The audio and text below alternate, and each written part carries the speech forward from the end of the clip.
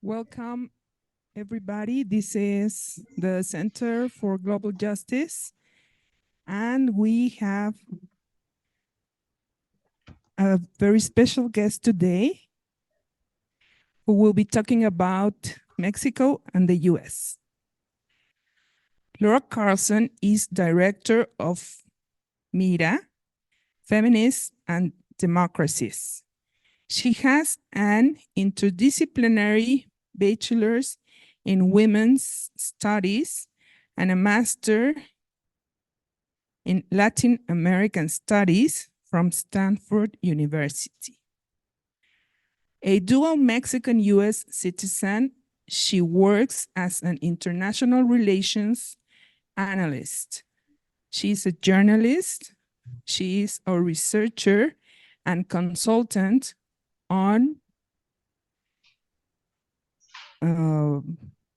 movement, and a consultant on movement building and gender justice in the Western Hemisphere. She writes for various publications in English and Spanish and hosts the weekly international relations program called Hecho en América.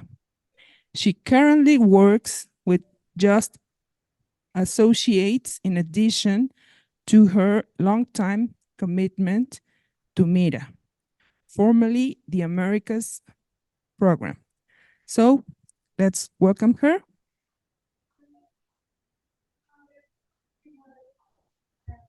Well, it's always a pleasure to come back to San Miguel de Allende and see old faces, people I've known for years, and new faces as well. So thanks very much for the invitation.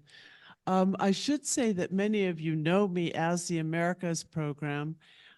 We've done political foreign policy analysis centered on the impact of US foreign policy in the region for over 40 years now as the Americas program. And just recently, last year, about mid-year, we decided to make explicit our feminist international relations perspective. And that kind of had an evolutionary form in that we were looking at these different problems. I've been working a lot in security lately for what's happening with Mexico, and just finding that it was what best fit in terms of giving us a deeper analysis of what some of those dynamics are.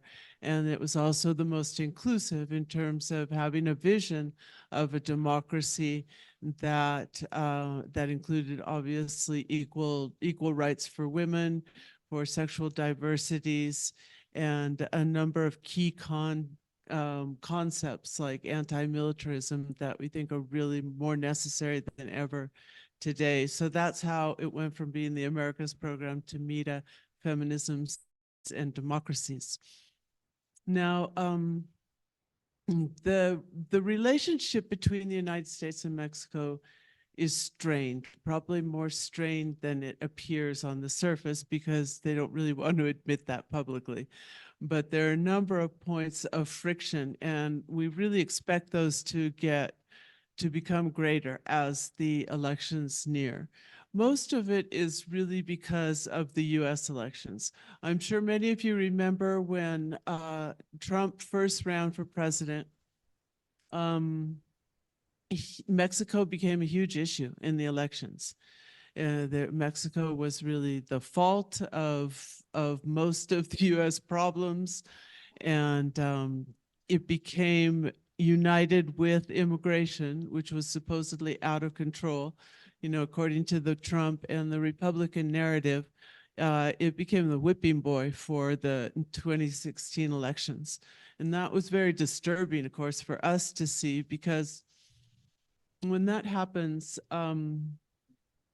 not only are there ridiculous statements made regarding this country that we all share, but also it creates more racism in the United States. And there was a correlation between the anti-Mexico rhetoric and hate crimes in the United States against Latinos and Latinas. And when we were seeing it happening again now, there are basically 2 points that are at issue here in the US-Mexico relationship, and they're both kind of hot potatoes in the electoral process, and one of them is fentanyl and one of them is immigration. So once again, we're seeing this rhetoric like that both of those problems essentially originate somehow in Mexico. If we start with the fentanyl crisis, especially like the end of last year, we saw a lot of statements coming out from the Republicans. We saw it in the Republican debates, and then we saw it as statements by certain Republican congressional representatives that it was time to invade Mexico without permission of Mexico, obviously, which they would never give, that Mexico wasn't doing enough to stop the drug cartels. And so what the United States had to do was literally send the military in. Then there was a number, I was just reading one this morning, a foreign policy analyst saying, of all the proposals I've seen in my lifetime, this is like the stupidest one yet. And they probably didn't even really mean it because the stakes are too high. Mexico is now the #1 trade partner of the United States. It surpassed China in recent months. And it's also, there's so many ways, in which we're integrated through starting with NAFTA, commercially, economically, in terms of our families, in terms of culture. And to make a open enemy out of Mexico would clearly not be a good recommendation in terms of general foreign policy. But it got some traction, and it continues to get some traction, especially in the Republican Party. And there's a number of reasons for that. There's a very masterful construction of narrative that goes along with this. And we can look at it in both issues, in terms of the fentanyl issue and in terms of the immigration issue. If we look at it in fentanyl, what we're seeing again is the revival, although it never really went away, it never went away at all, of the supply side narrative on drugs, which is, poor US, I don't mean poor economically because it runs across classes, but vulnerable US youth are being killed by drugs that are coming in from outside the country. There's a number of fallacies embodying in this narrative. The first one is that if you block somehow the supply, you will eliminate problematic drug use in the United States. And it's, well, I'm glad to hear a chuckle because it's a ludicrous idea. And besides that, there are literally decades of experience in a number of countries that produce drugs that are prohibited in the United States that show two things. First of all, that no matter what they do, they're unable to significantly reduce the supply. And I mean that in a general sense. Like if there's a crackdown like there was on methamphetamine, say, in production in the United States, then they did reduce production in the United States and it went elsewhere. And so even if there's some success, or like saying cracking down on cocaine, but there hasn't been success there, but, or cracking down on brown heroin and we suddenly have synthetic heroines, it just always comes out somewhere because of the demand. And yet it's much easier for the government to say, we're going to blame these other countries, get tons and billions of dollars for the military, for intelligence services, for contracts to Boeing and to others to supposedly block supply while still letting supply in, because there's all kinds of estimates, but it's about a $38 billion business just between Mexico and the United States. And so they still and it's a big part of the entire so-called legal financial institutions. That money's going through banks. It's going into businesses. It's coming back here. in truckloads of cash. You know, it's a huge part of the structure of the financial system. So there's never really even been a good faith effort to stop all drugs from going in, and it's never worked. And it's a ridiculous concept of how you fight problematic drug use in the first place. Does anybody have any water, by the way? Because um,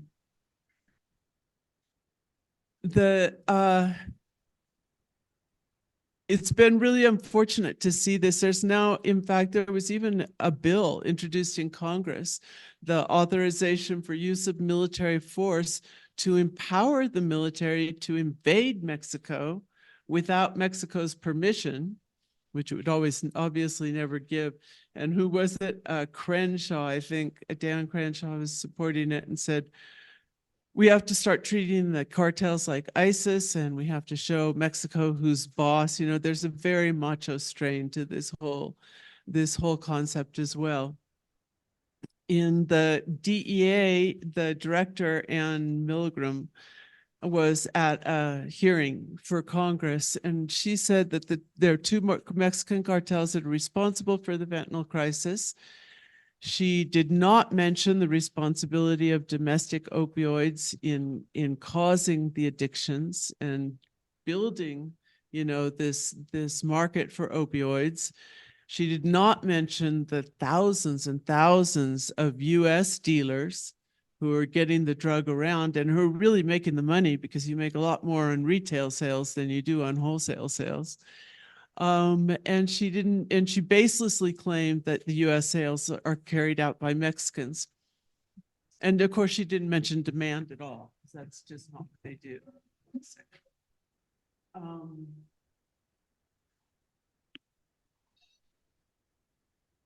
Thank you. So that's how this narrative gets perpetuated. And it resonates because it has economic advantages for organizations, for businesses in the United States. And then it has this advantage of being able to say, see, it's not our fault. Because the United States government has never really wanted to say what's wrong that impels young people to take what are nearly suicidal risks, especially now that we know that fentanyl is hidden in so many other drugs, and there's no control over it because it's a deregulated market. Since it's a black market, you don't know what you're taking. And young people are aware of this, and yet they're taking these risks. So there's something deeply disturbing about that fact, and that needs a much different approach, clearly, to be able to really deal with the problem. The crisis, to put it in perspective, in 2012, there were 2,628 overdose deaths. And in 2022, there were 73,000 from fentanyl only. I mean, and there was over 110,000 from all drugs.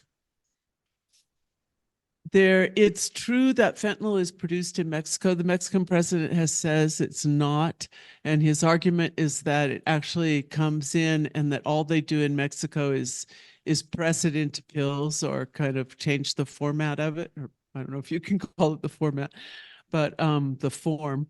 However, there's a lot of evidence that that it's actually produced here. We know that the precursor chemicals come mostly from China.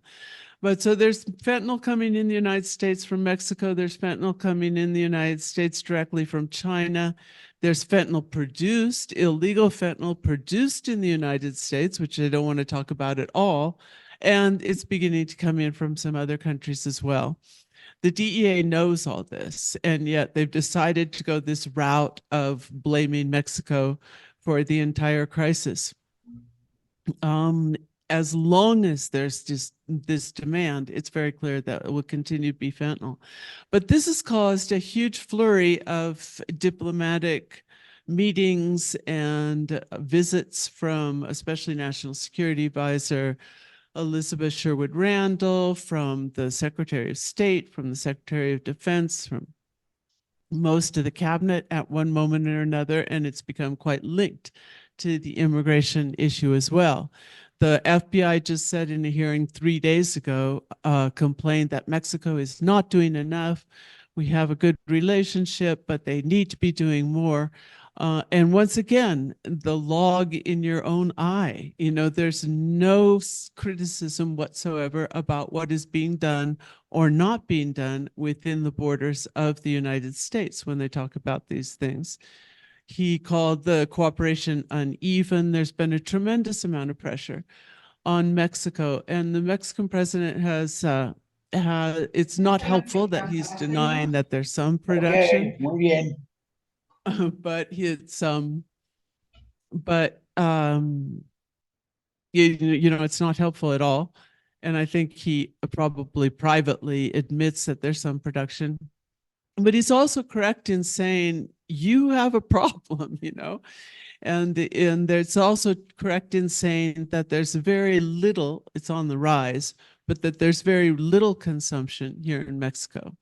And now they're beginning to see a little bit more in the border areas, and it's probably under-registered as well because they don't necessarily check, do an autopsy or something on some of those deaths.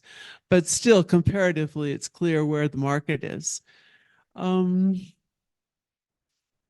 In Mexico, there have been about 7,000 Army elements that have been deployed specifically regarding the fentanyl, and there have been increases in seizures. The Binational Commission on Drugs and Arms Trafficking was formed, and that, you can see by the name, was the effort of Mexico to say, yes, there's this. There's illegal substances, prohibited substances going into the United States, but what about all the guns that are coming back? We work with an organization called Stop the Arms from the US to Mexico, and have been for quite a long time. And they've been doing a really good job of bringing up that issue. And it's always kind of the quid pro quo that Mexico puts on the table when these issues come up. So you're not doing anything to control the flow both of illegal smuggled guns to Mexico, and they're killing our people. So they made this commission on both. Seizures of drugs have gone up 374% since 2019. Most of the centers of production that they found are in the northern states. So something is being done, but again, it's never going to control the problem because the problem is not supply, it's demand in the United States. The drug war model, in short, then, continues to be imposed. Many of you will remember that the drug war was first announced by President Felipe Calderón in 2006, just right after being elected in December of 2006. And they began the deployment of the Army as a domestic policing force specifically against organized crime and the drug cartels. And to make a long, tragic story short, this led to an explosion of violence in the country because what they did, they applied what the DEA model, which they call the kingpin strategy, which means that you take out the kingpins, the leaders of the drug cartels, on the supposition that that will cause the drug cartels to fall apart and no longer be able to do what they do. And that isn't at all what happened. Instead, they were either able to replace their leadership relatively quickly, and this is the worst part of it, they were in fact weakened, which caused another drug cartel to come into the territory and begin to have a turf war about who would take it over at a moment of crisis in the first cartel. And then we also began to see the fragmentation, like a huge cartel would have its leader taken out. And so we'd have local cartels coming up in different places that were not only involved in drug trafficking, but also in extortion at the marketplace, in kidnapping, in sex trafficking, and all kinds of other crimes. Because what you saw was that they began to take complete control of the territory in which they were operating. And so instead of just protecting trafficking routes, you had a permeation in almost all aspects of society. And you've seen what's happened here with a turf war that's going on and just suddenly made the little state of Guanajuato the highest homicide rate in the country. Um, these are direct results of this public policy. And so the bad news about that is how could we have been so stupid as to, impose a public policy that caused so much violence to the people of the country? But the good news about it is, as a result of a public policy, it means that if we change the policy, we can begin to fix the situation. It's not simple at all. I can't give a blueprint, but just stopping this whole war model is most certainly the first step. Another step is ending prohibition, especially in the United States. And that's been happening with marijuana little by little. What it does is it eliminates illegal markets. And if you eliminate illegal markets, you eliminate the fact that only criminals can participate in those markets. So we'll see how that moves along too as the country becomes more conservative, and especially in these elections with the Democratic Party trying to move to the right and closer to the Republican Party in order to garner votes, instead of marking a clear difference with some of these wacko proposals that are coming out. We may see some rollbacks in terms of drug policy as well. I'm from the state of Oregon, and they just went backwards in terms of the legalization of drugs there.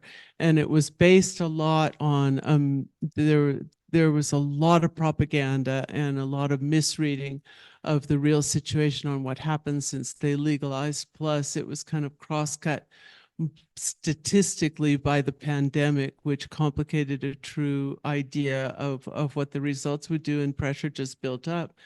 And they eliminated what it was the legalization beyond marijuana. They didn't even eliminate that to other drugs as well. But it's still not a bad model. It needs to be analyzed much more carefully. Well, I want to go on to immigration quickly, and just keep track of any questions regarding this. Just by wrapping up to say, that the Mexican president has said many times that the drug war is over and that they have a new model now, and they'll be doing this root causes approach, and that they are doing this root causes approach to drug trafficking and to the entire problem. And it's that they also use a root causes model for the immigration. What he means by that is that the scholarships and the social programs that go to youth will make it eventually more difficult for drug cartels to recruit the youth, especially from poor sectors of the economy.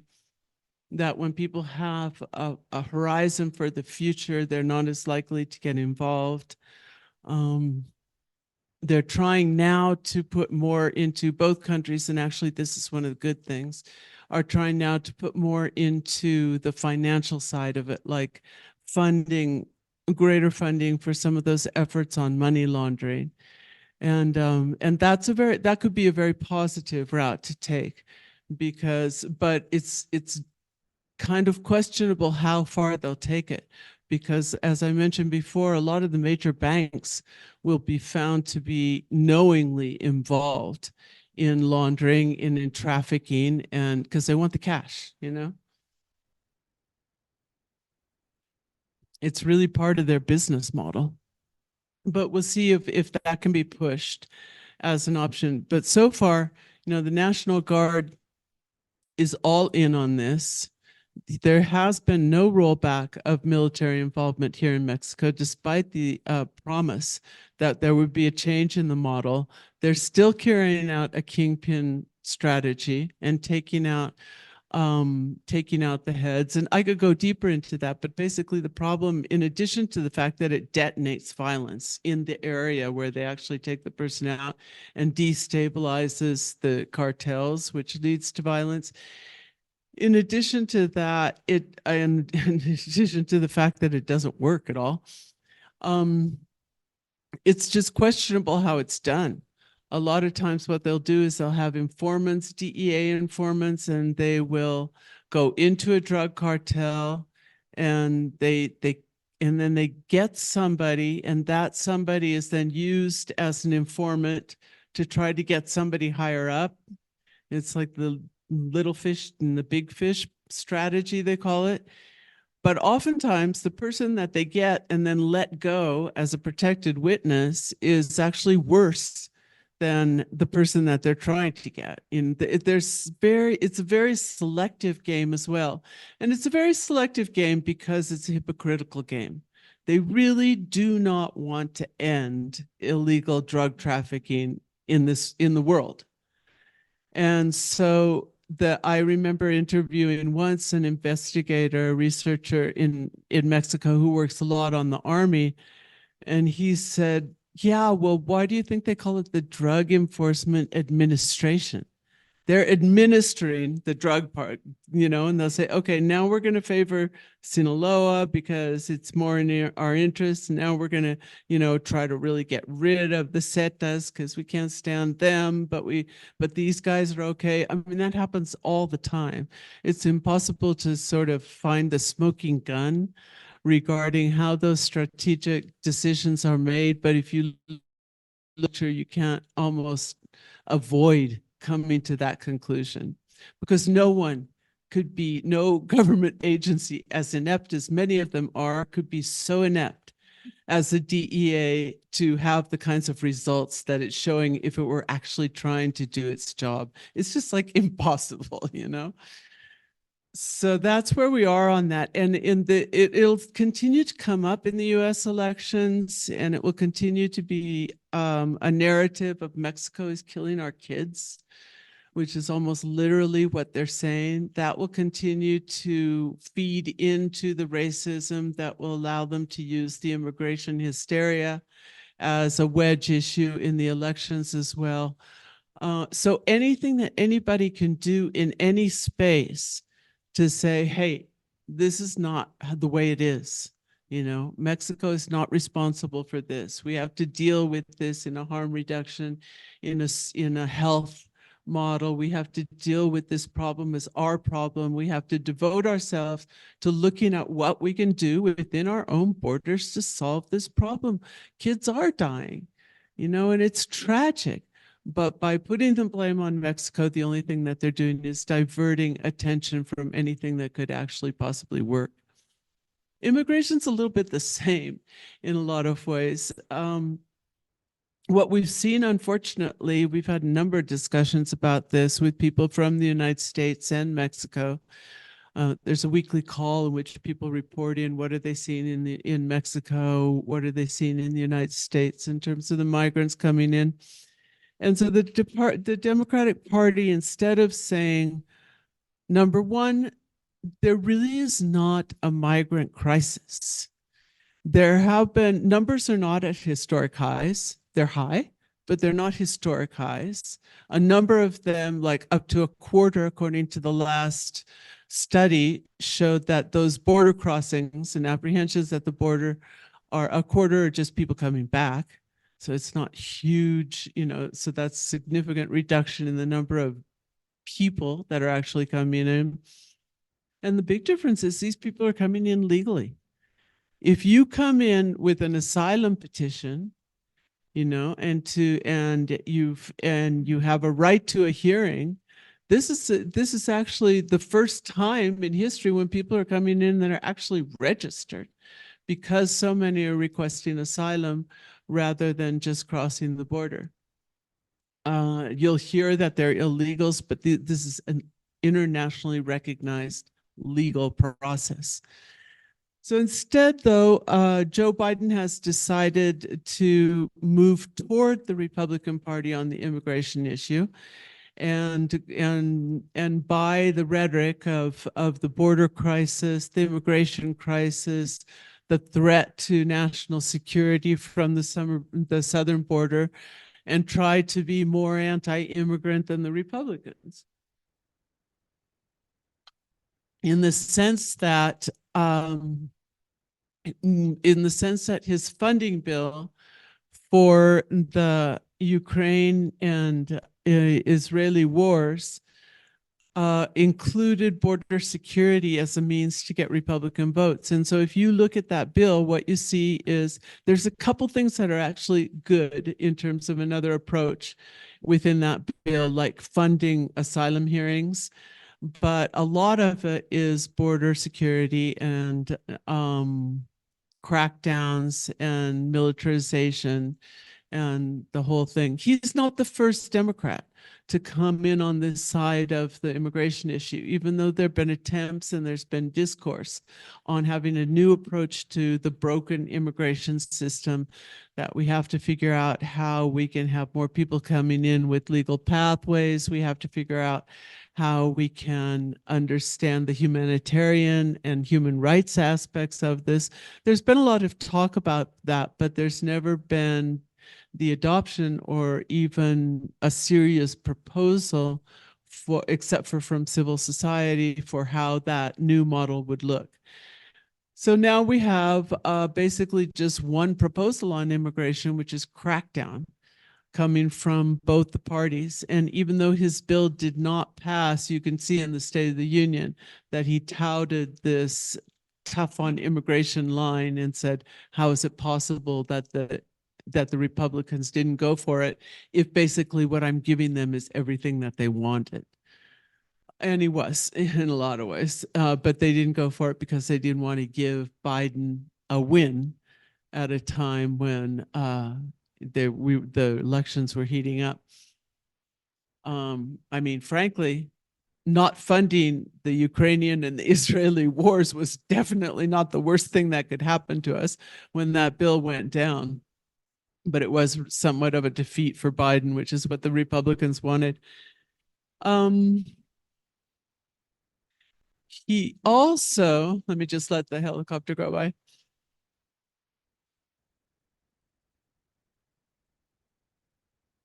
Probably.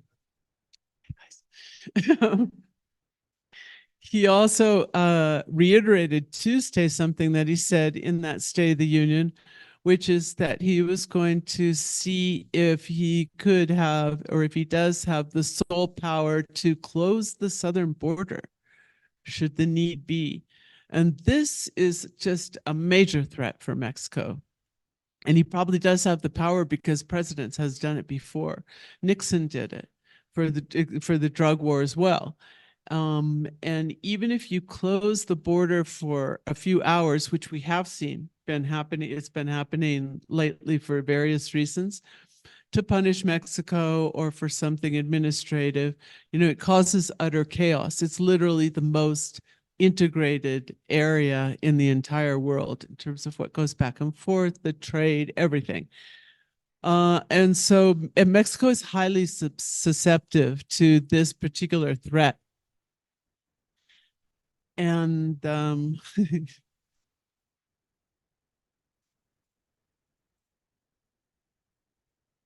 wow, that's a loud one. So there was an immediate, I mean, the first time you mentioned it, there was a reaction, of indignation within Mexico.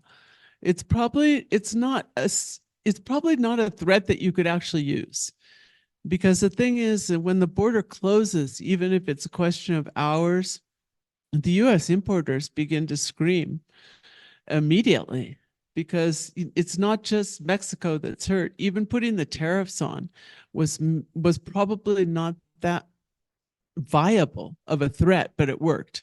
When Trump threatened 25% tariffs on Mexican imports, and we got remain in Mexico, meaning that they could send asylum seekers back to Mexico to wait for their hearings. So he put that back on the table, which was like caused a lot of friction within the relationship. I mentioned that there's like 5,000 people a day trying to cross the border. And the other fallacy that's involved there is that migrants do not pose a threat to national security in the United States. We're seeing a huge increase in women and children migrants. We're seeing an increase in migrants from all over the world. It's not so centered on Central American and Mexican migrants like it was in the past.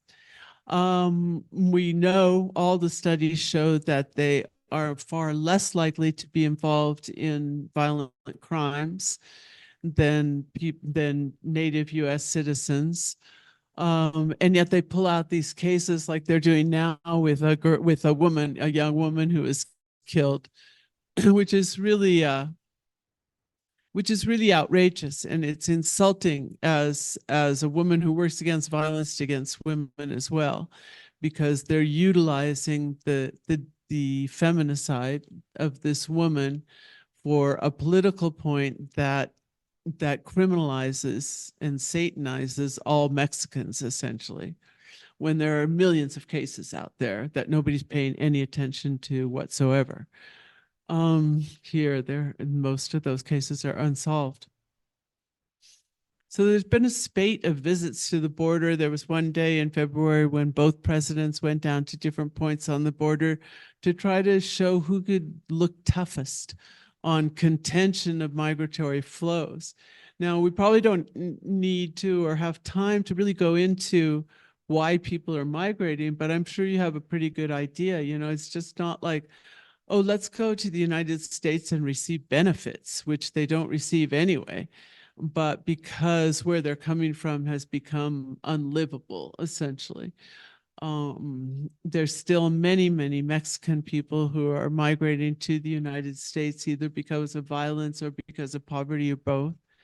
The U.S. policies are directly responsible for the increase in two major groups. Venezuela actually became the #1 country to send migrants. And we know for a fact that one of the major reasons has to do with the sanctions that the United States imposed on Venezuela. It's causing starvation in their country. Nobody's going to sit around and watch their children starve. And then the same goes for Cuba, which is another country that has increased out-migration notably lately, and they're coming through Mexico a lot. And sometimes we go out, and talk to these people, and what they're doing is like tremendously brave. Really, I mean, they're leaving a situation where they see no future for their children, and they're looking for something better, and they know what the risks are. It's not like you should say, talk to your people about how risky, and be extorted by the immigration institute, be raped by criminal groups or Mexican officials, suffer kidnappings, be forcibly recruited. They know these risks, and they have ways that they try to avoid them, but they're still willing to take them because the situation in which they're living becomes untenable in their home countries. And for all the talk of root causes in the case of immigration, we really haven't seen much action. There's been no action to reduce the impact of US sanctions on the Venezuelan people. There was some reduction, but it had more to do with the fact that they wanted Venezuelan oil than the fact that there was so much human suffering going on as a result of the economic sanctions. And there's been no real action to create sustainable livelihoods in the countries that are sending people out, or to get rid of this drug war model that's causing so much of the violence that they're seeing. The bill that I was talking about was 118 billion for Ukraine and Israel at the end of last year, and it included 20 billion for the border security. It would increase border patrol from 1,000 to 4,300. It would increase border patrol, and then the 1,000 and 4,300 is the increase in asylum officers, which is actually needed.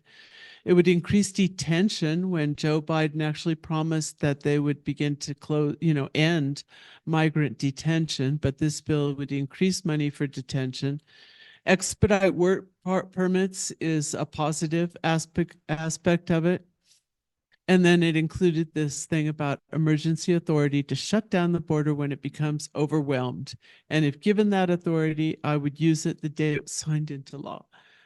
So that's just, in a binational relationship, like one of the worst things you can say Fortunately, they didn't take it too seriously here, but it did cause a stir.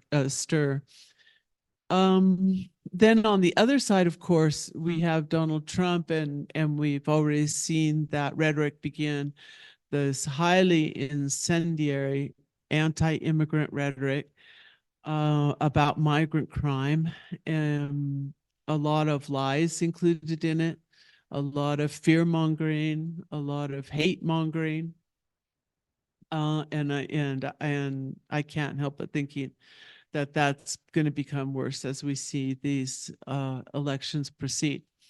Of course, now that there's the threat of global war on the horizon, in some ways, these issues may also be taken down a notch because the entire world has become so much more dangerous.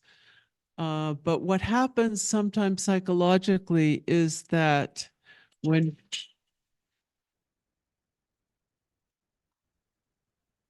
oh,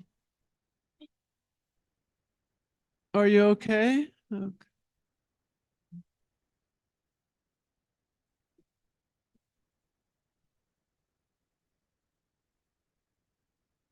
It just broke. It's like spontaneously.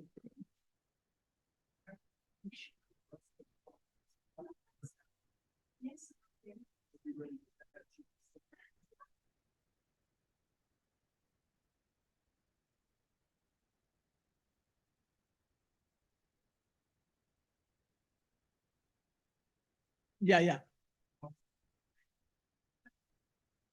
Sorry, I'm going to love. Okay, well now, and then we can get to what's happening in Mexico. I mean, in Mexico, the result of the election is pretty much a foregone conclusion, like I put, because the vote spread for Claudia Sheinbaum is quite pretty much insurmountable at this point with the June 2nd elections. So we'll have a continuation of the Cuatro T, the fourth transformation, and the Morena party in power. And of course, she's running against another woman candidate, Xochitl Galvez. So we are already faced with a historic moment in Mexican politics, the fact that there will be a woman president.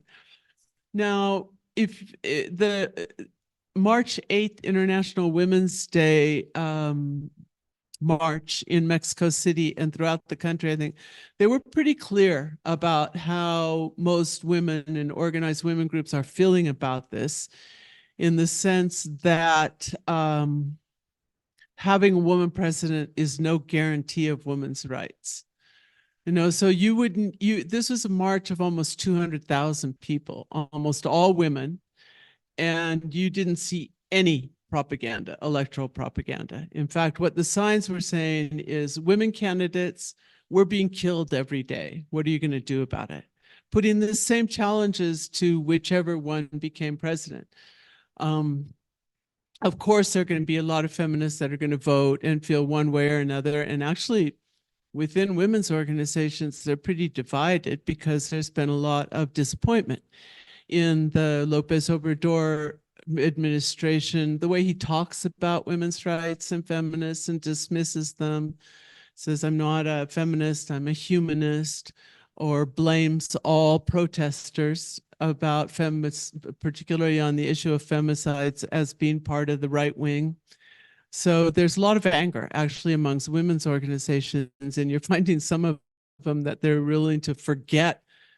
I mean, this is my opinion, decades of experience with pre and pan conservative governments, and actually openly call for going back to that. But in general, the differences between, it's very difficult to speculate about the differences between government of Claudia Sheinbaum and of Andrés Manuel López Obrador. The most immediate thing is that there would be a significant difference in style. They're just very different people. Whether they keep up the morning press conferences or not is one thing, but She tends to govern more institutionally, tends to be somewhat more open to dialogue. At least on some occasions, we've seen that. And I don't think that, and I think it's somewhat insulting to say this, that she will be just a complete puppet of the former president. I think she'll put her own mark on things. Some things may improve, but I think a lot of things will stay the same, for better or for worse. Probably the biggest concern right now is the degree of militarization in the country, which has been justified by both these points that are on the US agenda, the war on drugs and immigration. And so they're using the deployment of the military to supplant policing, as we've seen since the war on drugs started.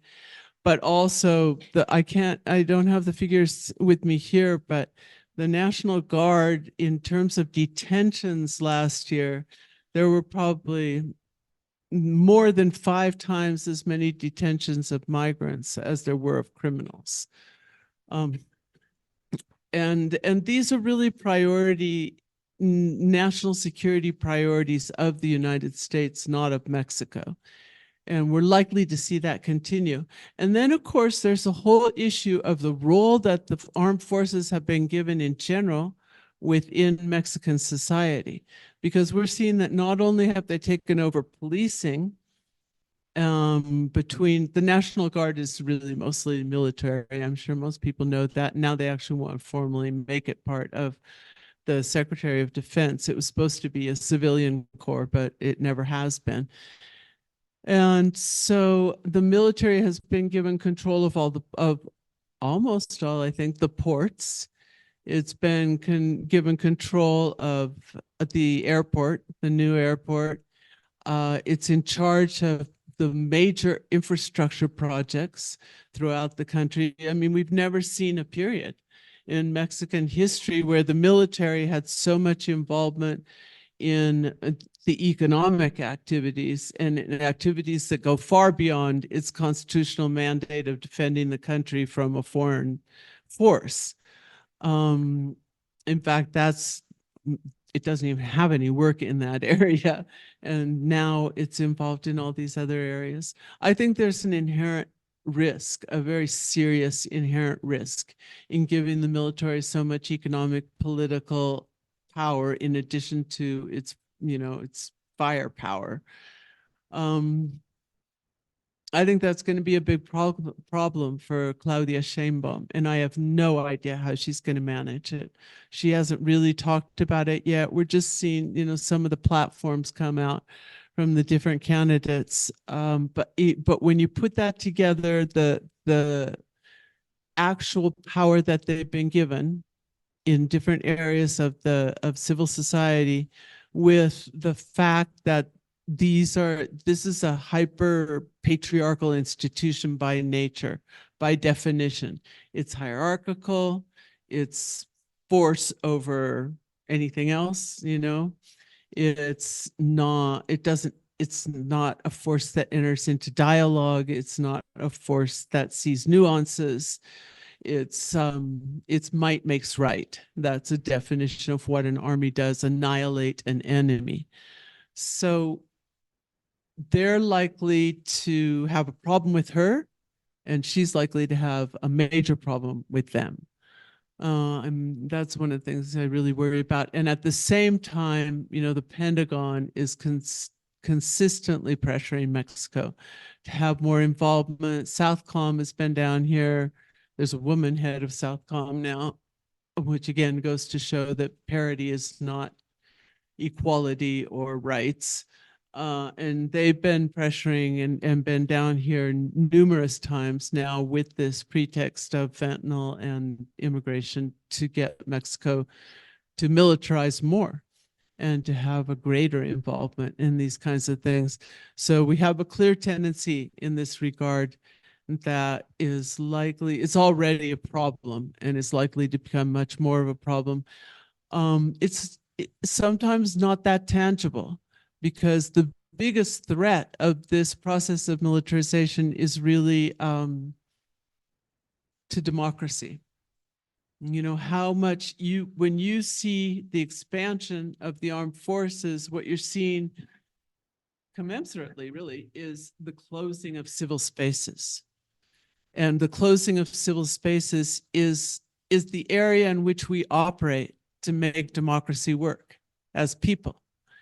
So that is a threat, and it goes far beyond just voting, obviously, because it's like after you vote, what happens? How's your money spent? What's done with it? How does that affect your lives? I mean, all these day-to-day things that should be part. What's the accountability? The armed forces are one of the most untransparent agencies that you can imagine. So you lose on all these fronts, and you begin to see it have a direct effect. The Mexican elections, the other thing that's important to know about that is that it's highly likely, in fact, we're already seeing the signs, that there will be a significant amount of pre-electoral violence. We just saw the first day of her campaign, the mayor candidate in Celaya was killed.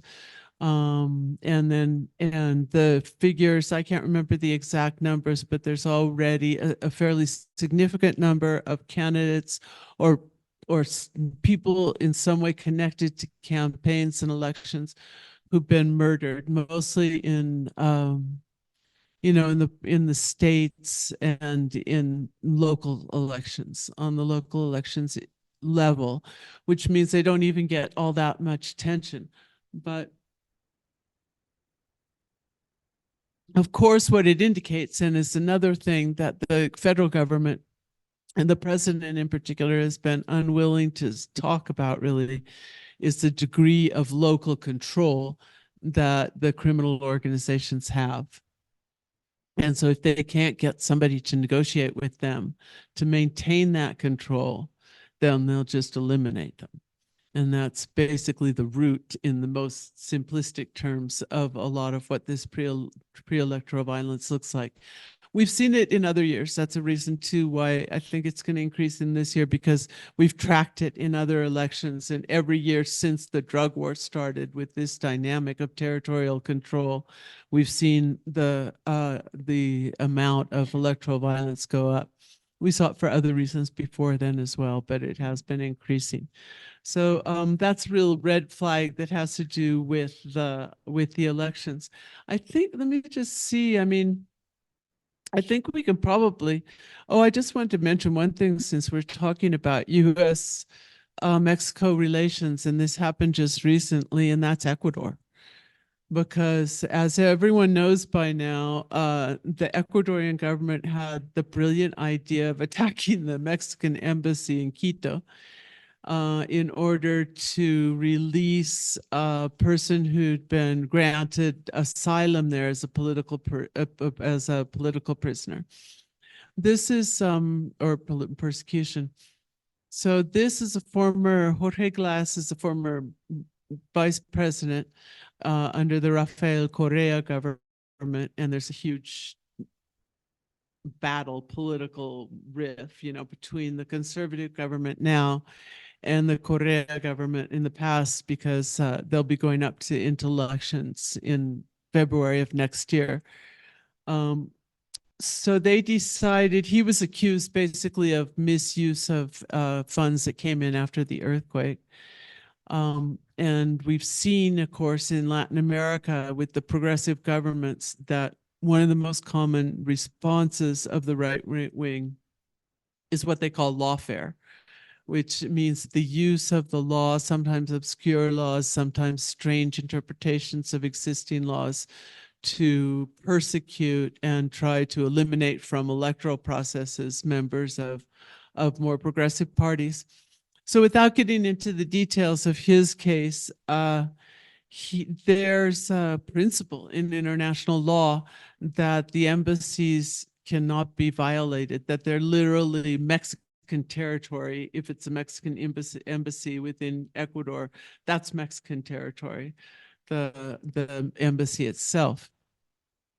And so even in the military dictatorships, and this is something that Lopez Obrador said even in the military dictatorships, they didn't dare do something like what we just saw in Ecuador. Or even if we remember back to Honduras, when Mel Zelaya, the elected president, spent 4 months in the Brazilian embassy, and the coup regime didn't dare to try to attack the Brazilian embassy. So it's pretty drastic what they did, and there was universal condemnation. But the United States response was surprisingly weak, and they were called out on it by the president, and then they came out because they didn't condemn the act at all. And so then they came out and they said, and they did finally condemn the act in a second statement. But it caused a lot of raised eyebrows, to say the least. And so I was interviewing someone who works very closely on these issues in Washington, D.C., and they actually talked about a plan Ecuador.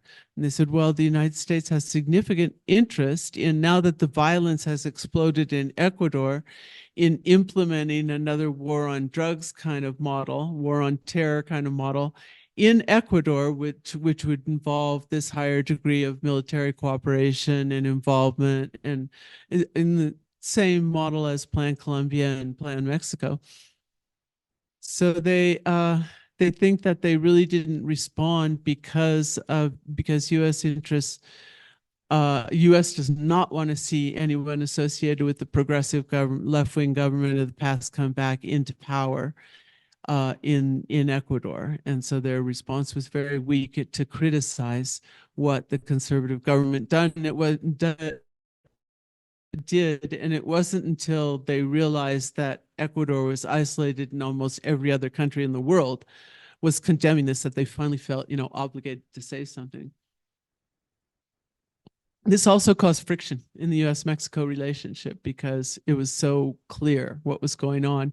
And because Lopez Obrador has dedicated a lot of time and effort, sporadically, but at different moments of his presidency, to try to unite the South Latin American countries, and especially the progressive governments in the CELAC, which is the Community of Latin American Caribbean Countries, and in other formations, in order to have kind of a unified voice against U.S. hegemony in the region. So there was a lot of kind of background to why it was so infuriating that the United States wouldn't come out and condemn the attack on the Mexican embassy. All right, well, that's just what I'll put on the table for now, but I'm really interested in hearing your question. Thanks so much for listening.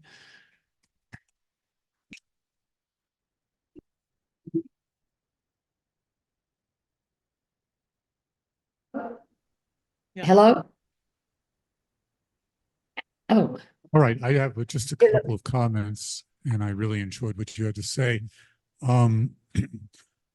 First of all, there's a complete disconnect within the politics, to me, in both countries of what's going on. As you, I think, so correctly stated, the inability of the United States to view the demand side of the problem makes it almost impossible for there to be any kind of successful addressing of the problem of the use of drugs within the United States, hence, and the demand. Secondly, within Mexico, for lack of a better term, the kind of macho testicular culture of the military and the gangs, which are parallel to each other in so many ways and are expressed in so many ways within the culture, makes it very difficult for any kind of politics to address both the question of the killing of women and of journalists, of course, which has gone on in Mexico apace. So looking at all of that, when I look in the United States, what's going on in the election, you have what has happened with so many so-called center-left parties, let's say, in the world, they start to ape the right-wing parties. And what the populace then says via their votes, etc., is, well, why should I vote for those people when the real ones are saying these things? So let's vote for them. So the right-wing parties in so many countries in the world get into power in that way. And that's the fear that I have within the United States. So as far as the rest of it goes, nobody in any serious way in either country seems to me to be addressing the climate challenges that we're all undergoing. And that is just a big hole in both countries. And I don't know if you have any comments about that. And then the last thing I'll just say, and then I'll be quiet, is you mentioned it, but without the banks and what they do, and without addressing that, nothing can be done. Because even when you have kidnappers at the border here in Mexico who are kidnapping people who are coming from Guatemala or Honduras or Venezuela, and then they're saying, well, here, send $2,000 and we'll release your son, wife, daughter, whatever. Well, it's going through a bank. And the banks are facilitating the kidnappers as well as the flow of drugs. That's it.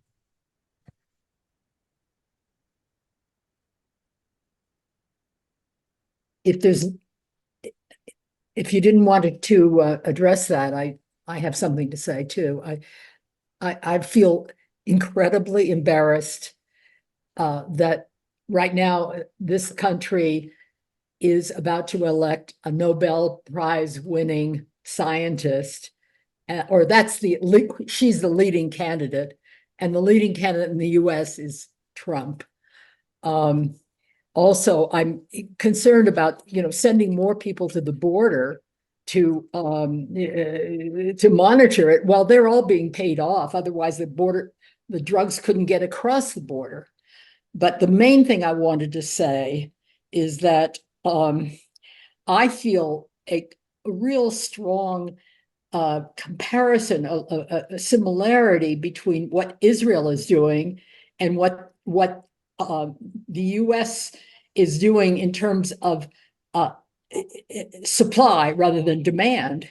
It is, knocking off the top guys, which is what Israel is trying to knock off the top Hamas people, which is and in creating more Hamas sympathy. To me, it's kind of a real parallel.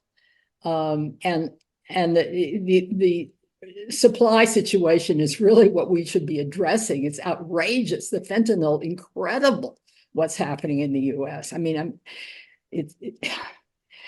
and now Trump, of course, now that you say Trump has asked for legalizing, or has said he's going to legalize fentanyl. Well, maybe that's the thing to do, legalize it all. And then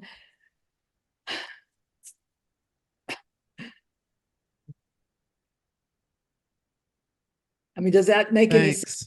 Legalizing everything? Yeah. Well, that's sort of what they did in Oregon. Then they had to roll it back. But I think it can actually be made to work. And then, I mean, right now, I would say Israel's just killing everyone pretty indiscriminately.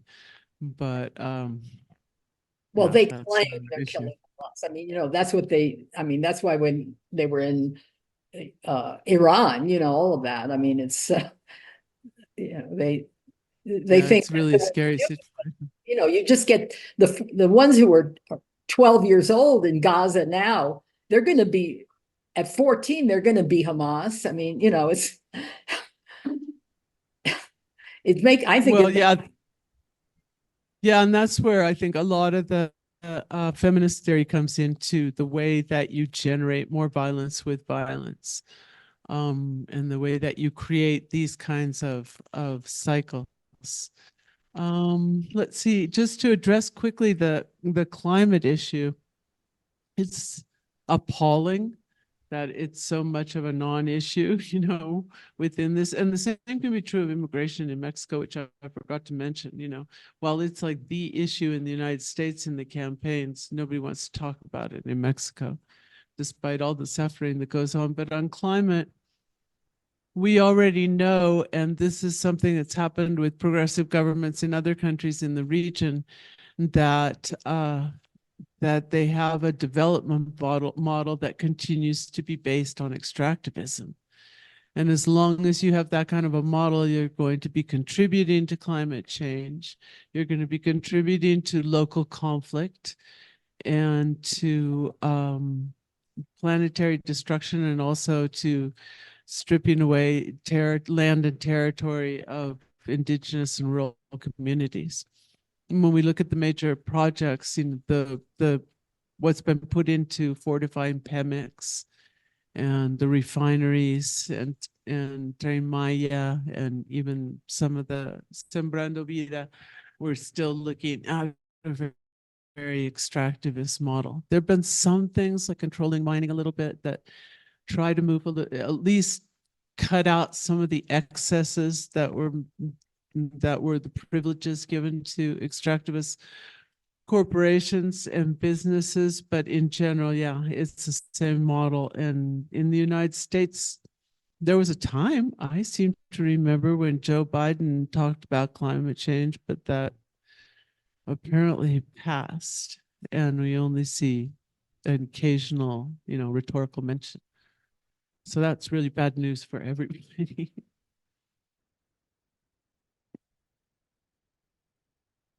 Yeah. Hey, Laura, there's a lot more manufacturing going on in Mexico and taking business away from China, like Tesla, for example. What's the relationship between the Chinese government and the Mexican government? Yeah, okay. I'll take a couple if you want to go ahead.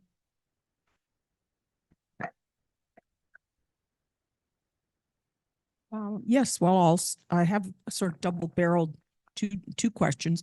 I'm wondering, because you mentioned now that the industrialization or continued industrialization and supply chain convergence in Mexico rather than China as in the past, do we see a difference between, or a divergence between, corporate interests, these large corporations, the automakers and so on, the mining companies, and the political interests? So that's sort of following from that question. In Mexico, you mean? In Mexico, yes. And the other question, because you're very knowledgeable in this area, is about the state of the women's movement. Before the pandemic, we had seen a rise of a movement against femicide and real strong sort of emergence of a women's movement. And I'm wondering if it's reemerged since the pandemic, or if it, and also whether there are illusions in having a woman president making a huge difference in the lives of everyday women in Mexico.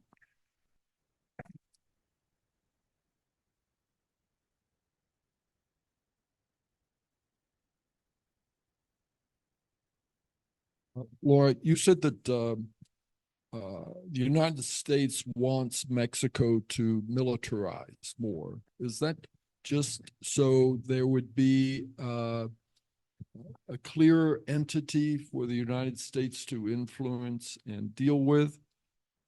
Also, there had been discussion about the different branches of military coming under one entity. Does that stand here in Mexico? And the third thing is, why has the military moved into civil society in Mexico? Yeah.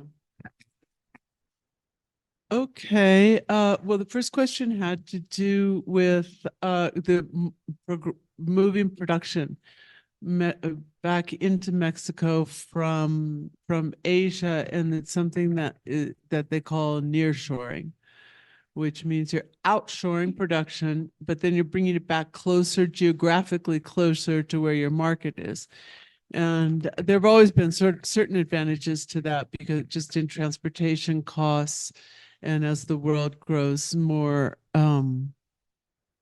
dependent on, well, as there are greater problems in transportation for a variety of reasons, from wars to fossil fuels that are involved in it, then it becomes more desirable. But essentially why they're doing it in the case of Mexico and the United States is precisely that, to create less vulnerability to China by taking production back out and bringing back the United States, even where it would be maybe perhaps slightly more expensive in Mexico.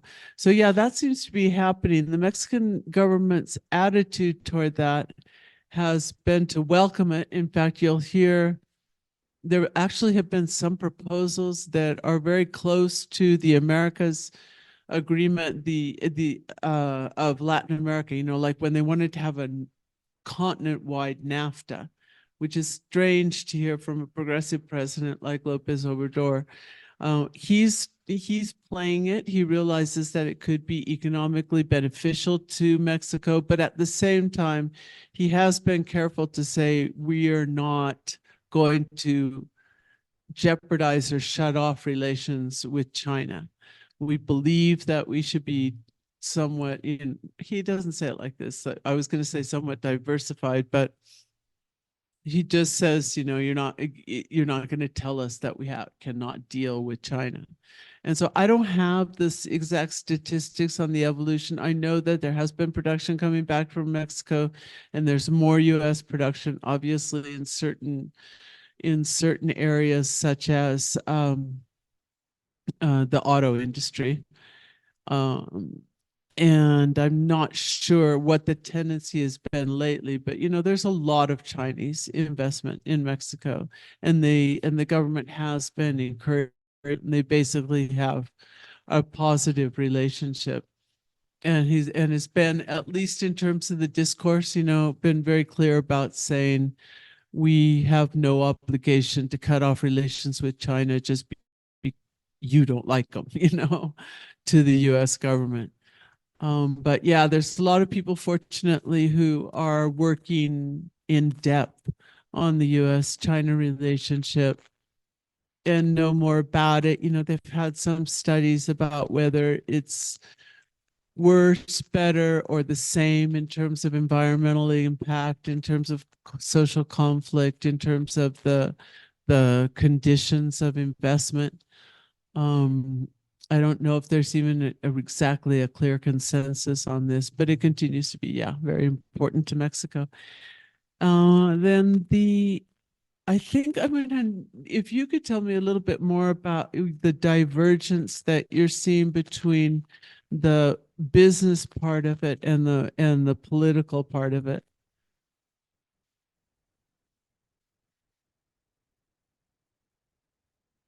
Oh, okay. Yeah, okay.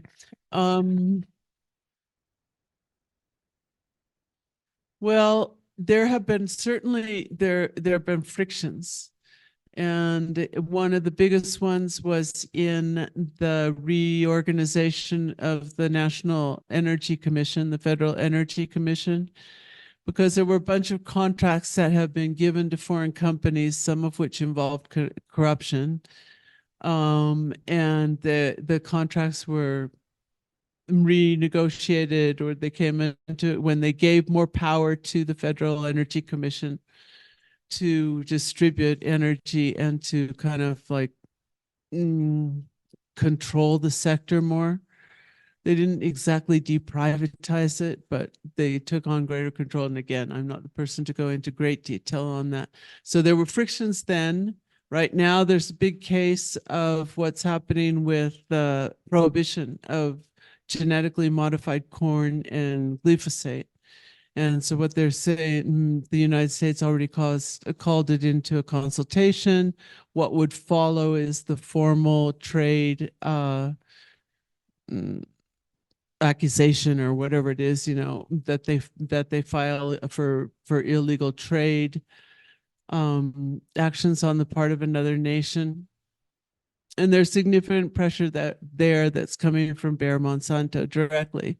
And the United States government is offering their, we used to have a figure in which corporations can take governments to a court for loss of earnings and even future earnings. That was the one that was eliminated in the new FTA. But the governments can still file trade charges against other governments, which is how I understand that this one may play out. In any case, there's been a strong civil society reaction to defend the Mexican government's prohibitions in the interests of both human health and environment. And there's been a very strong pushback from both the corporations and the U.S. government. The Biden administration has been very much aggressively in favor in terms of its trade policies, aggressively promoting corporate interests in cases like this that pit corporate interests against common good, especially in another country. So they've been, I guess it's not that surprising he has a history of it, but it's kind of surprising how aggressive they've been on it. So those are the kind of divergence, but in other ways, the government here, has been very careful not to pick fights. There's been the mining sector, there have been some changes, but we haven't seen a huge pushback because they haven't been hurt very much by them.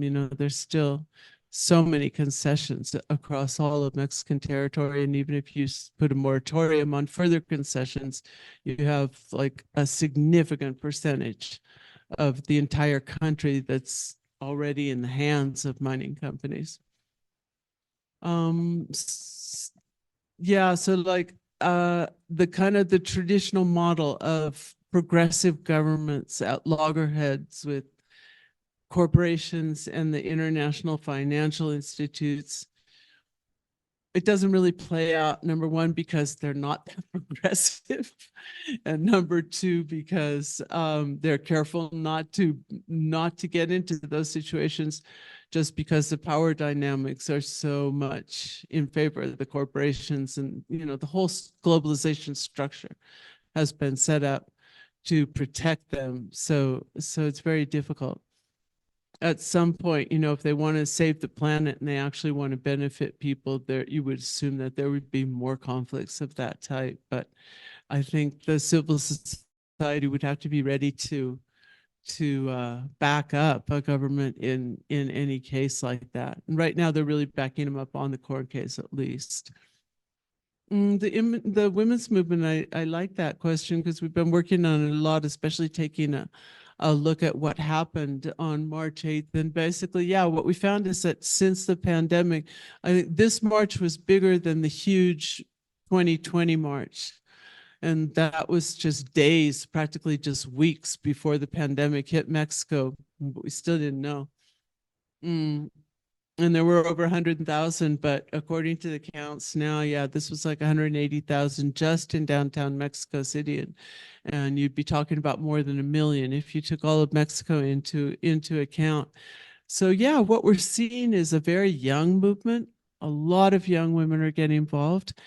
And this tends to be, we had a program with a woman from Panama and a woman from Argentina where they're on the defensive, of course. But in general, they're seeing this greater involvement of young women in the movement than they've seen before. And a lot of it's coming not even so much as like an identity, I'm going to be a feminist, or a political choice, as a survival strategy. I mean, they're just so fed up with having to face the violence. Many are angry, many are afraid, and it just feels better to be with other women and to confront that situation. So it's very encouraging. I mean, it's obviously not encouraging that they have to feel so much fear and anger, but it's very encouraging to see the degree of organization in just small local collectives throughout the country that's coming up. And there's a lot of there's the infighting and all the problems that you generally have with movements, but there's a lot of new energy coming into that movement, and I think it'll be significant. There's a lot of achievements now, with abortion. They came through the courts, but they wouldn't have happened without that grassroots organization. Yeah, go ahead. Then I'll get back to militarization too. No, go ahead and Okay. Well, I was going to ask about, ask two other movement related issues. So I'm Canadian. I'm here during the winter months. I have to go back soon. When I left Canada in very early January, the streets were regularly occupied by demonstrations, mass demonstrations of people opposing what Israel was doing and opposing U.S. support for Israel. In the months that I've been here, things have been pretty quiet in this town with respect to that issue, but I know that there's a movement in Mexico City.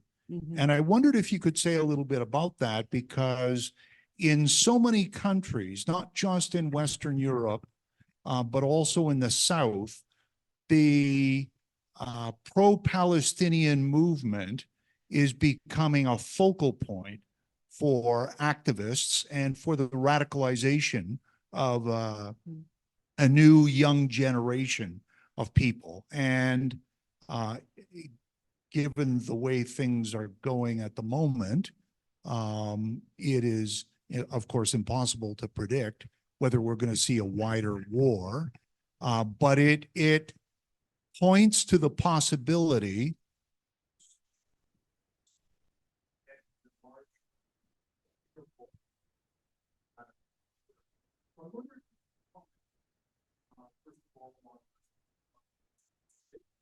and secondly, what impact the protests and the movement in Mexico City may have had on other social movements and the general disposition towards the regime.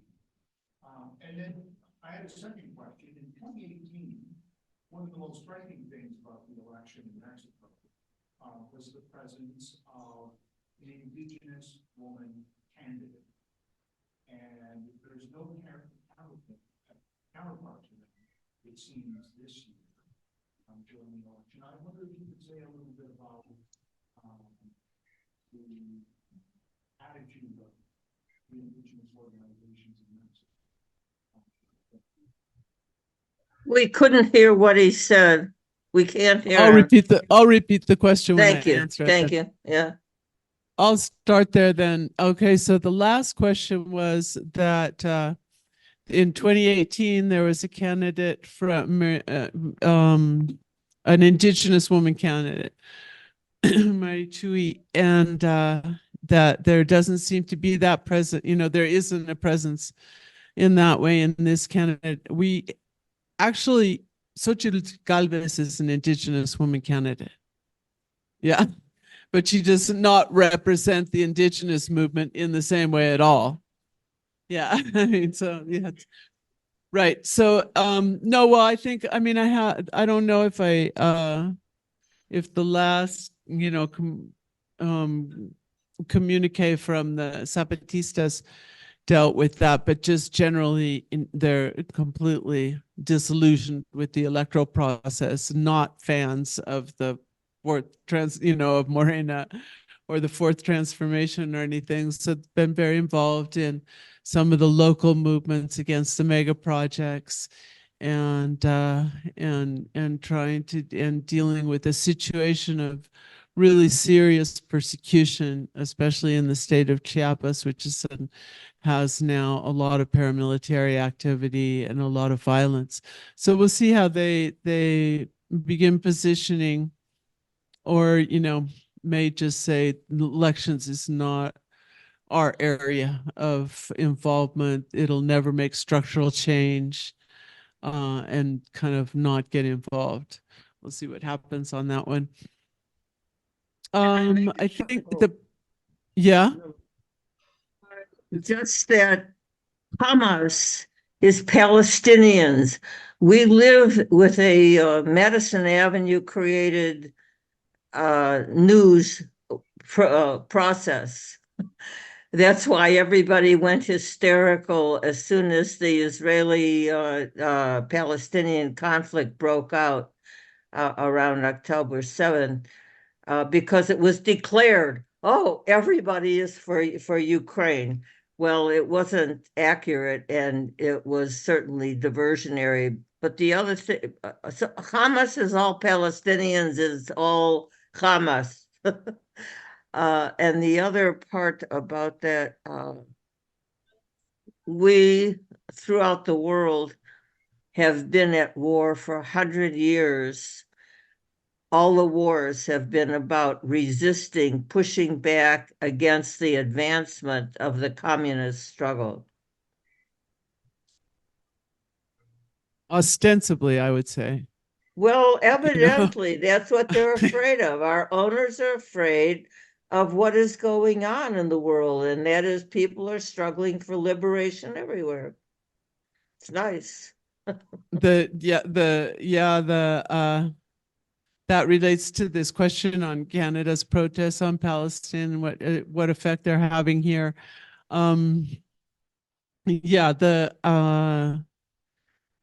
anti-colonial struggles, the decolonial efforts are a big part of all the resistances throughout the continent. And certainly now it resonates. What's happening with the genocide in Palestine resonates with so many different struggles here in Latin America. In the Women's March, we were talking about women marches all over Latin America, and I think there wasn't a one that didn't have a pretty strong message against genocide in Gaza. It's been taken up by movements. The people who organize like the marches in Mexico City, every once in a while there'd be one that's pretty big, but for the most part, they're somewhat small. And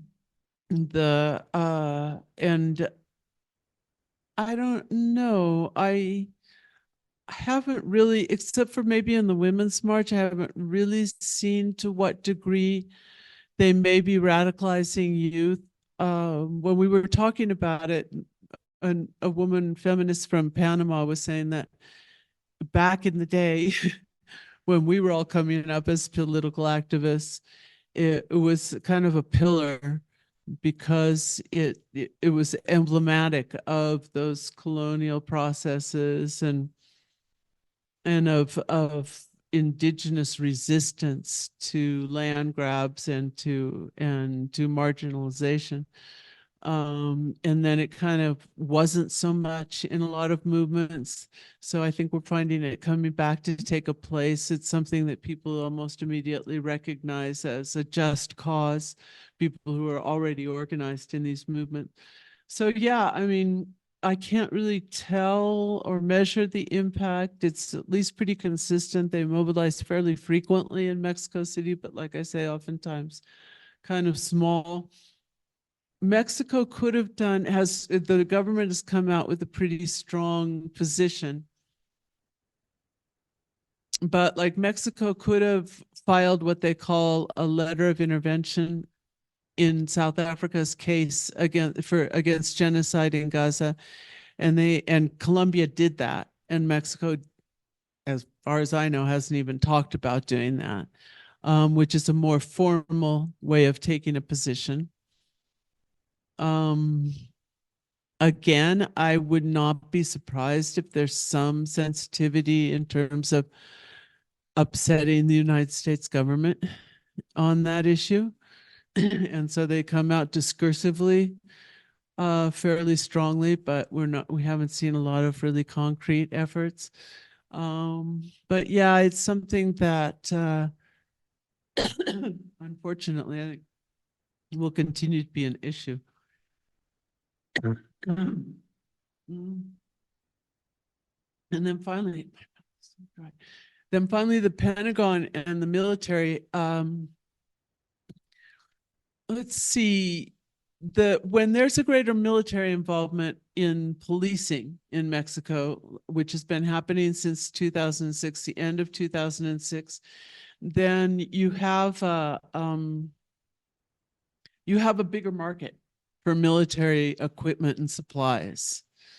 And so, I mean, you can sell military equipment and supplies to police as well, but especially in Mexico, many of these weapons are just exclusive use. It's the army that has to import weapons exclusively by Mexican law. So there's an interest in that market. There's an interest in there was a long time during the pre-governments, which for all their authoritarian faults, also had that characteristic of being more nationalist. So there was a long time when the Pentagon had kind of limited access or influence in Mexico. And then with Calderon, it just opened the door wide open. And so now, you have Southcom on the southern border. You have Northcom on the northern border, whoever's on the northern border, there's just a lot more Pentagon influence, and that's a real plus for them. And that's been happening in big ways since the Merida Initiative and continues to happen. There was just a big issue about the Senate approving a military personnel being in Mexico for training sessions. It came out in the press a lot, and yet actually this is something that happens fairly frequently. There's a prohibition of having foreign troops on the ground in Mexican territory, but it doesn't apply to like training operations. And they used to bring in a lot of officers, and they'd either say that they were retired, which they obviously weren't because they were working, or there's a certain set of limited circumstances in which they are allowed to be here. So it made the news, but it's actually nothing new. They routinely allow them to do that. And it's just kind of shocking in a way that that happens given the record, of the US military and police in terms of what they actually train to do, But the military to military logic is such a strong bond that it quite supersedes, any civilian rhetoric of trying to change the model. And it creates its own momentum, much of which is not even seen by the public. And if you have a president who's putting basically full confidence in the armed forces without restrictions, then it's very difficult for us, those of us who try to monitor the situation, to even really know what's going on in a lot of ways.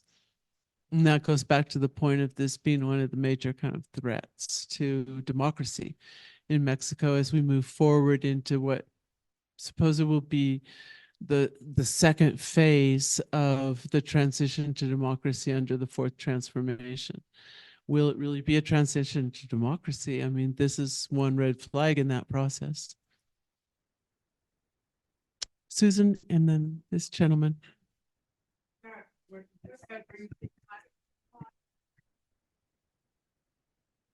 I'm fascinated about Claudia Sheinbaum, that Mexico's going to elect center left progressive. I'm interested in your take and where she is in that. A woman with Jewish roots, because I think there's no way the US would elect. I can't imagine elect a progressive woman and with Jewish roots. But from what I'm hearing you say, it sounds like her hands are tied because of so many external forces. And I'm curious what her stand is on the women's, the movement against violence against women. And so I'd love to hear a little more about her and what your impression is.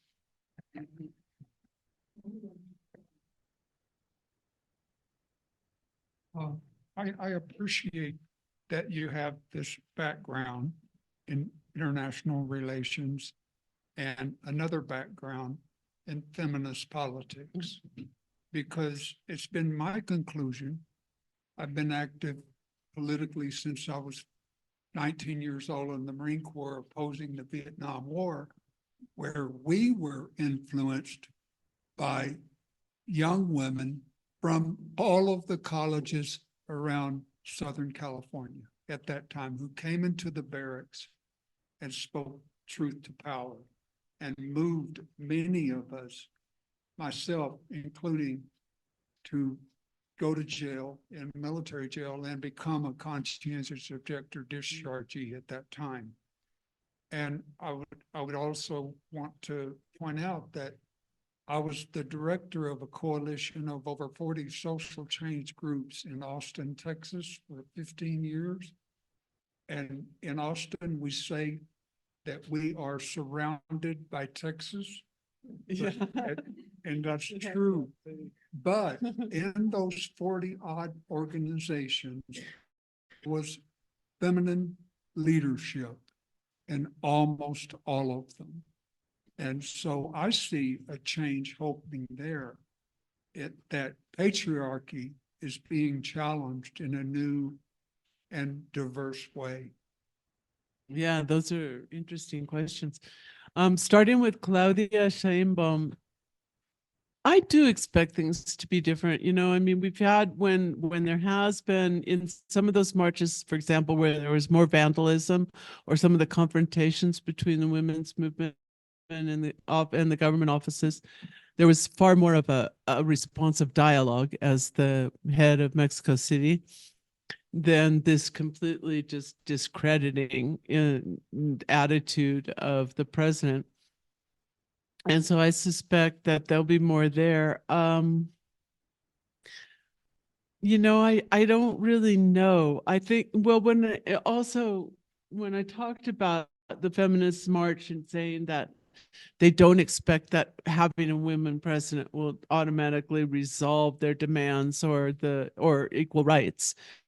What I didn't say is also important, which is having a woman president projects a role model for the girls, and being able to say, yes, we can be in power. And then how one wields power, it's a responsibility of the citizenry to say, okay, this woman's in power, but what's really happening? You know, what do we mean by power even? When in our feminist analysis, we start with a power analysis, and it involves a redefinition of leadership. A leadership that actually represents the common good and that doesn't put itself above and impose. And I don't necessarily expect that from Claudia Sheinbaum. She's within a patriarchal structure.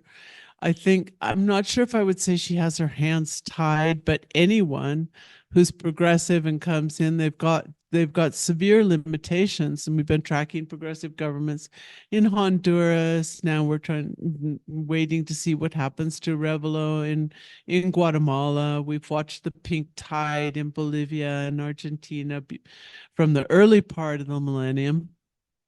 And there's a number of pitfalls, you know, just serious restrictions. One is, of course, the international financial system, the fact that you're in a game where you need, foreign investment.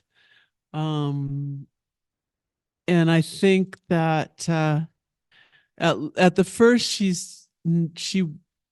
will try to have a message and also a way of acting that does represent continuity, because she's perfectly aware that she's there because the president has a approval rating of over 60%. So that's a considerable political debt to begin with. So I don't expect her to go rogue on that, you know, for better, for worse. About this administration, for better and for worse, you know. And then much more about it, I don't know. It would be speculating on my part. I mean, like I said, she has a very different personality, which I think will be welcome in many terms, because it's much less of a kind of charismatic leadership and personalistic leadership style than a more institutional and leadership style. I think the fact that she's a scientist is really important because we may see, and a scientist with an environmental background, because we may see finally climate change becoming more of an interest.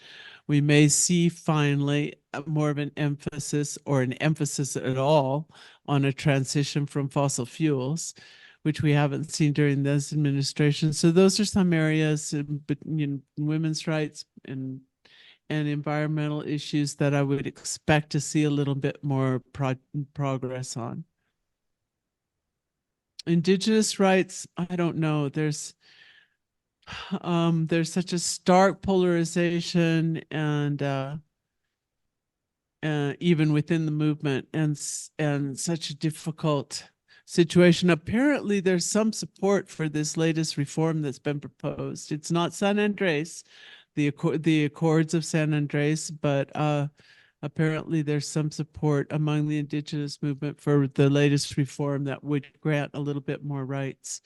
But most of the problem, of course, is involved in territorial practice in terms of the persecution and the violence that the indigenous communities are suffering.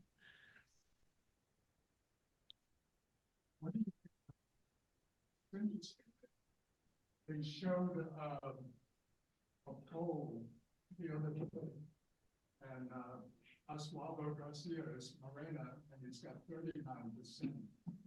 And because of 3 or 4 people are running the capital is lower than him. And we live on the edge of the city. And I was so impressed one day when all these young people were knocking at our door. They have to walk up a big hill in the right, and it's young people behind them. What's your impression of Morena? Well, there have been so many problems within the party, and one of the big ones has to do with selection of candidates. And so you really have to look at it on a case-by-case basis, because they have been prone to select candidates that don't subscribe to the same principles as the party allegedly, supposedly stands for, because they think that they're people that will be elected. So you can, you have candidates who yesterday were the PRI or the PAN, and now they're Morena. And that they didn't suddenly adopt a different worldview, So that's been a problem. And of course, like any party, there's been the problem of corruption within the ranks, infighting within the ranks. I think in a lot of ways, there was a real failure to do more in-depth and serious political formation for governing as well, where you could say, okay, look, anybody in the party has to subscribe to these basic principles. Also, we know that we're bringing in some people who are inexperienced, so we're going to provide real training on how to govern. Because it's not enough to just stand for something or say you stand for something, as to actually be in charge of a town or a state or a country. So I think there's been a failure there, and that it shows. And then there's a failure also to be entirely coherent in how the people that are representing the party throughout the country. I mean, I'm glad to see young people involved. It indicates that they have hope for a different kind of future for Mexico, especially. They may be disappointed, but the fact that they get activated to take part in a citizen-based process, I think, is positive for how they develop the rest of their lives, and as part of a society.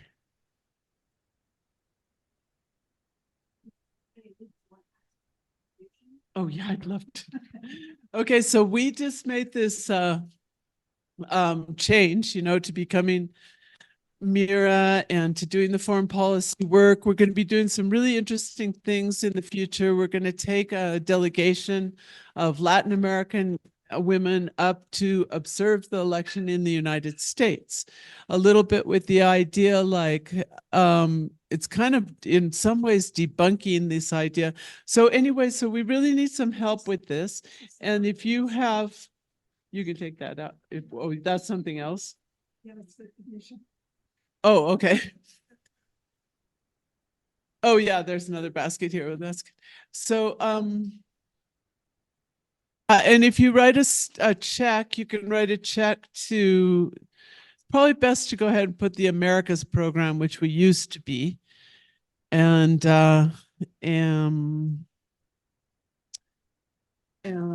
so we're trying to get some basic funding to be able to continue to do this. We got a project that we just finished. It's 8 documentaries on the power of women in pandemic times, that we got some help from the Lush Foundation. And but other than that, you know, we've just had some support for special projects, and we haven't had any basic support.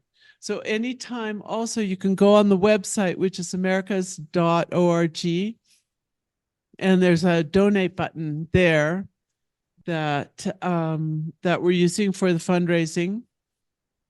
And it's kind of, yeah, like, I mean, I've said this before and we managed to keep going, but it is kind of like a make it or break it situation now in order to continue to do this feminist. I think we're the first feminist international relations think tank based in Latin America.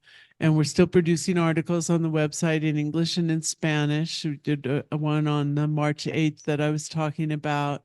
We have another one on international organization or regional organization of household workers. And on the weekly show, we're able to get out the voices of women foreign policy analysts and feminist foreign policy analysts about different issues. We just did the last one on Ecuador. And we're going to talk about the disappeared this week. And we have a series of programs planned. Those are on Wednesday nights. They're only in Spanish, but they're Wednesday nights at 8 o'clock.